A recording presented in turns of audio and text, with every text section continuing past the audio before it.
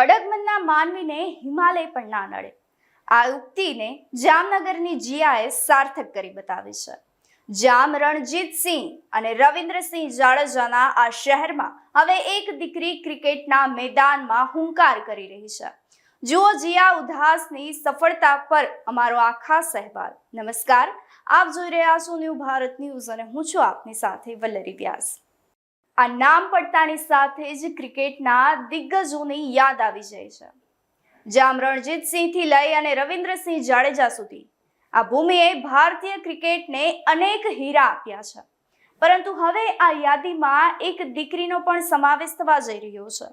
જામનગરની 17 વર્ષીય જીયા ઉધાસ ભણતરની સાથે જ ક્રિકેટમાં પણ સીમા ચિહ્નરૂપ સિદ્ધિઓ હાસિલ કરી રહી છે. સૌરાષ્ટ્ર ક્રિકેટ ટુર્નામેન્ટમાં જીયાના દેખાવે સૌનું ધ્યાન ખેંચ્યું છે. એક પિતા માટે દીકરી હંમેશા વહાલનો દરિયો હોય છે. જામનગરમાં વ્યવસાય કરતા નિલેશભાઈ ઉધાસે પોતાની 2 દીકરીઓને આકાશ જેવી ઊંચાઈએ પહોંચાડવાનો નિર્ધાર કર્યો છે. મોટી દીકરીએ એર હોસ્ટેસ બની અને ઊંચી ઉડાન ભરી છે, તો નાની દીકરી જીયા ક્રિકેટના મેદાનમાં તૈયાર થઈ રહી છે. જીયાની રમતની ખાસિયત તેની અનોખી ટેકનિક છે. મોટાભાગના ખેલાડીઓ રાઈટ હેન્ડ હોય છે, પણ જીયા લેફ્ટ આર્મ બોલર છે અને રાઈટ હેન્ડ બેટિંગ કરે છે.